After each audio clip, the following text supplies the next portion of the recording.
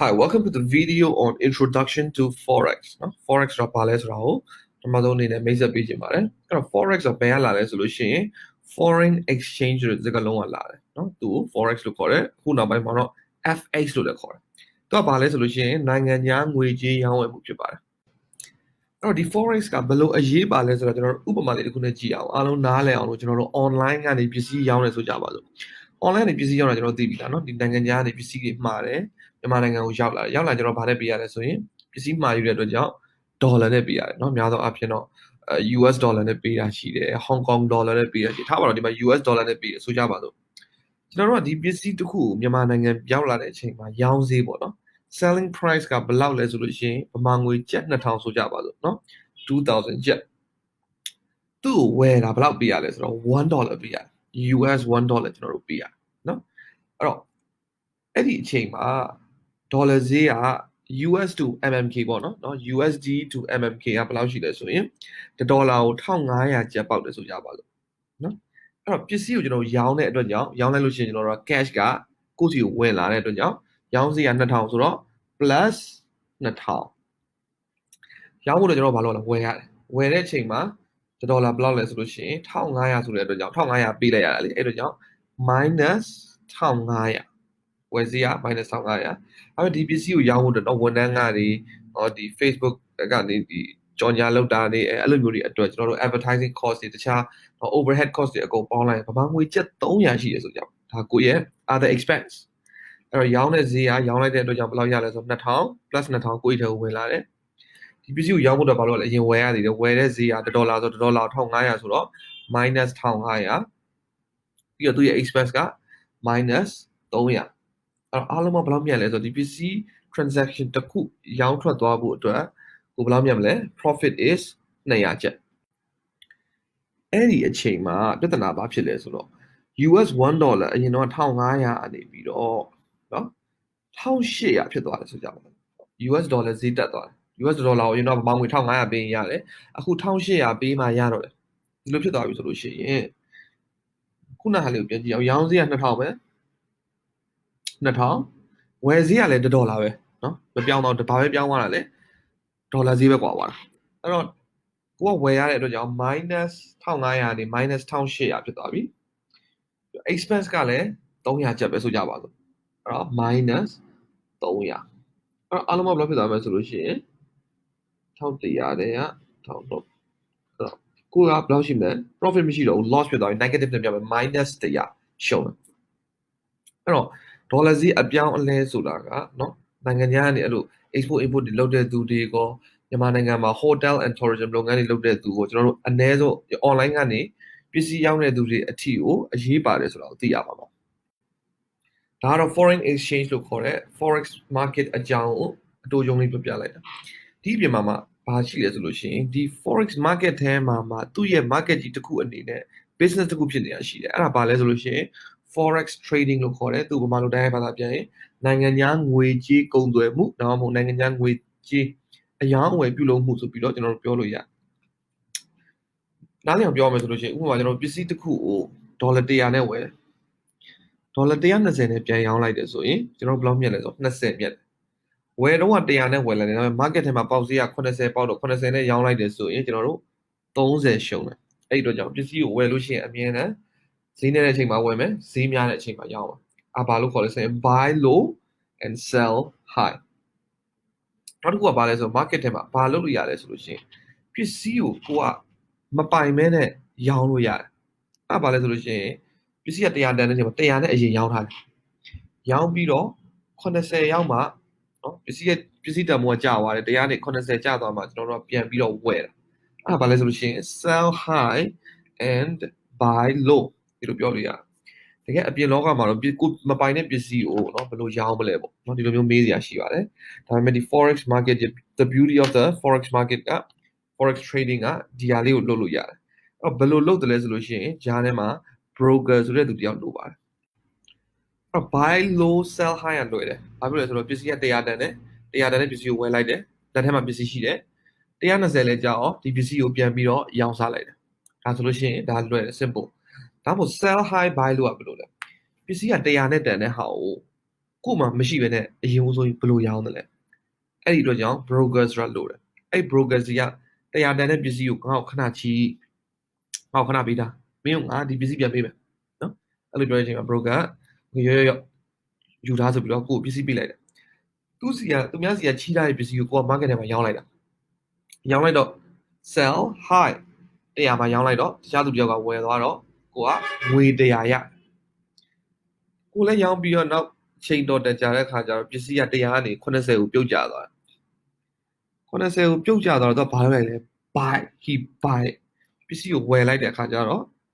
သူဘယ်လောက်ပဲပေးလိုက်ရတယ်သူလက်ထက်မှာ100ရှိနေတယ်သူပြန်ဝယ်တော့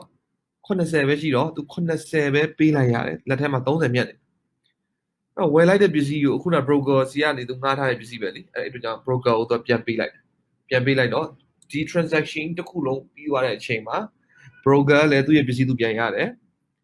သူကလည်းဒေါ်လာ30မြတ်သွားတာဒါကို sell high buy လို့ခေါ်တယ်အဲ့ဒီအတွက်ကြောင့်ကျွန်တော်တို့ broker ဆိုတာလိုအပ်တယ် broker ဆိုတော့တကယ်တော့ဘယ်လိုမျိုးကြည့်လို့ရမလဲဆိုလို့ရှိရင်ကျွန်တော်တို့ money exchange ကိုလည်း broker လို့ကျွန်တော်ကြည့်လို့ရတယ်ဘာဖြစ်လို့လဲ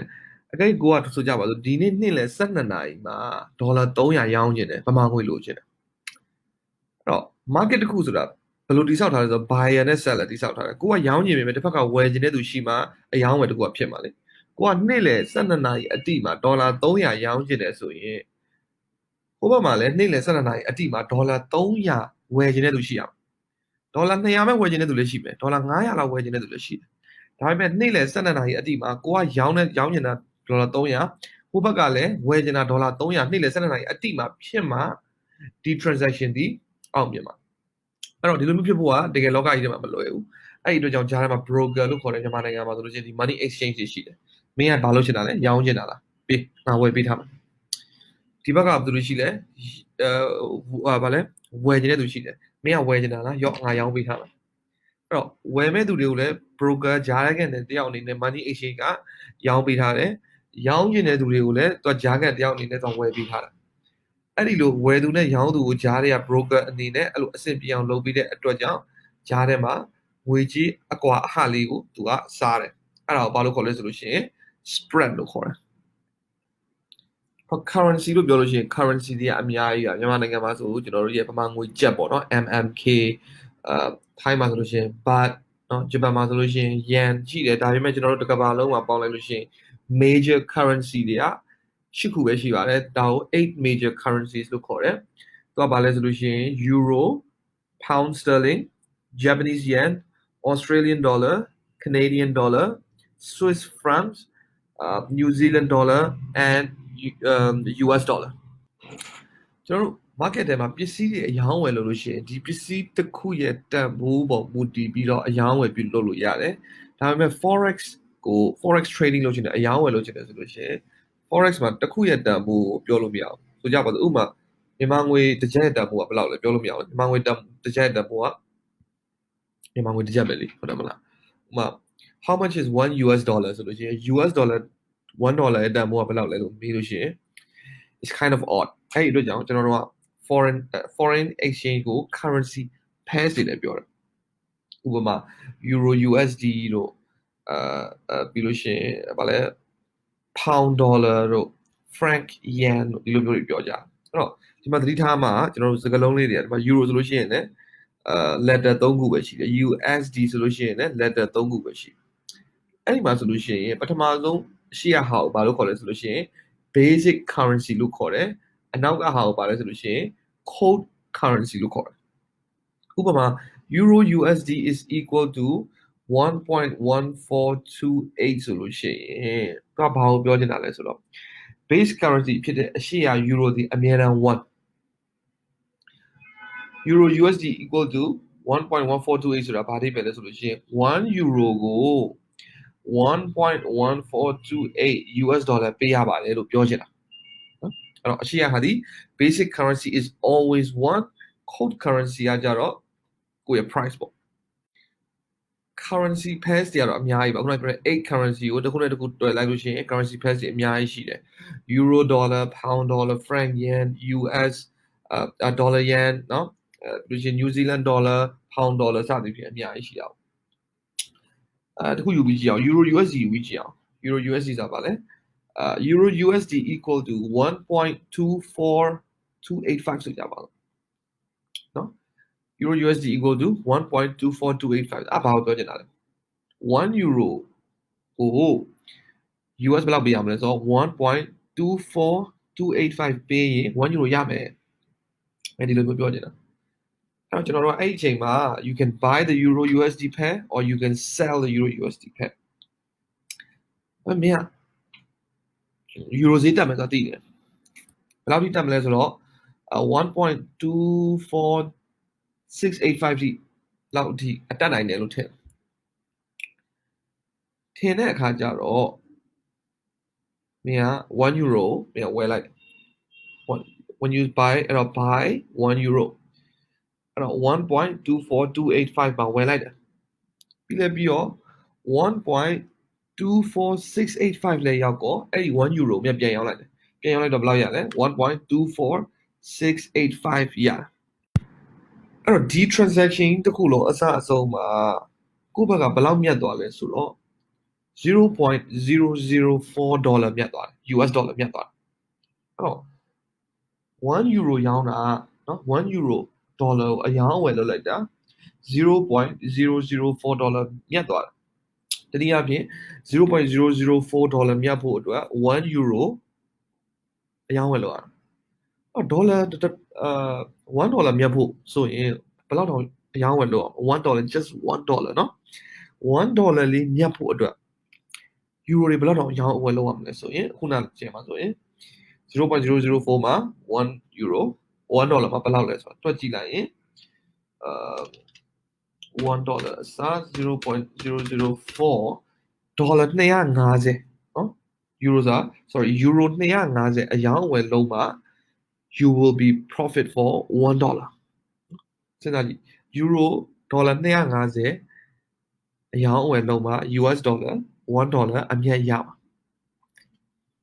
ဒါနဲ့ဘာမှလုပ်စားလို့မရဘူးဟုတ်တယ်နော်အဲ့ဒီအတွက်ကြောင့်ဘာတွေပေါ်လာလဲဆိုလို့ရှိရင် forex broker ဆိုတာပေါ်လာတယ်ဒီ broker ဘာလုပ်ပေးလဲဆိုလို့ရှိရင်ဒီလိုမျိုးအယောင်းဝယ်ပြုလုပ်ဖို့အတွက် leverage ယူဖို့အတွက် leverage account တွေလုပ်ပေးတယ်ဒီလို leverage account တွေဖြစ်ပေါ်လာရတဲ့ကြောင့်ကိုယ်မှာရှိတဲ့ပတ်စံနည်းနည်းလေးနဲ့เนาะဒီတကယ် forex market ထဲမှာပတ်စံတွေငွေကြေးအများကြီးကိုအယောင်းဝယ်လုပ်လို့ရအောင်ပြုလုပ်ပေးတဲ့သူတွေဖြစ်တယ် leverage ဆိုဘယ်ရလာဆို lever လာတယ်လေဟုတ်တယ်မလားကားဆိုလို့ရှိရင် lever လေကိုသုံးလိုက်ရတဲ့စွမ်းအင်တွေနည်းနည်းလေးကိုယ့်ရဲ့ input လေးရပါလေဟို6လေးနည်းလိုက်ရုံပဲဒါပေမဲ့ကားရပါလေနည်းနည်းလေးနဲ့ကားအဝေးကြီးသွားတယ်လေအဲ့တော့အဲ့ဒီအတိုင်းပဲဒီ leverage account ဆိုတာလဲ forex မှာအတူတူပဲပတ်စံထည့်ရနည်းနည်းလေးဒါပေမဲ့တကယ် trade လုပ်မယ်ဆိုလို့ရှိရင်ဒေါ်လာကို1000နဲ့1000နဲ့သိန်းနဲ့ချီပြီး trade လုပ်လို့ရတယ် market ကြီးကိုဘယ်သူကfacilitate လုပ်ပေးလို့ဆိုလို့ရှိရင်ဒီ forex broker တွေက facilitate လုပ်ပေးတယ်ဒါကတော့forex နဲ့ပတ်သက်လို့အမီလေးပေါ့နော် introduction နဲ့ပေးထားတာဖြစ်ပါတယ်အကယ်၍ forex trading ကိုစိတ်ဝင်စားတဲ့လေ့လာသင်ယူခြင်းနဲ့ဆိုရင်တော့ကျွန်တော်ရဲ့ Rockstar Trader Facebook page ကို like and follow လုပ်ပြီးတော့ notification on ထားမယ်ဆိုလို့ရှိရင်အပတ်စဉ် video အသစ်တင်တိုင်း up to date notification ရမှာဖြစ်ပါတယ် forex နဲ့ပတ်သက်လို့တခြားလေ့လာစရာအနေနဲ့လည်း trade like a rockstar ဆိုပြီးကျွန်တော်စာအုပ်တော့ရေးထားတာရှိပါတယ်အဲ့ဒီစာအုပ်ကိုလည်းဒီ Facebook page ကနေပြီးတော့ပဲ Messenger ကနေတစ်ဆင့်လာရောက်အခမဲ့တောင်းယူလို့ရပါတယ် Forex နဲ့ပတ်သက်လို့ကျွန်တော်ရဲ့ Rockstar Premium Online Course ကိုတက်ရောက်ခြင်းနဲ့ဝယ်ယူခြင်းနဲ့ဆိုလို့ရှိရင်တော့ဒီအောက်မှာပေးထားတဲ့ link ကနေပြီးတော့လာရောက်ဝယ်ယူလို့ရပါတယ်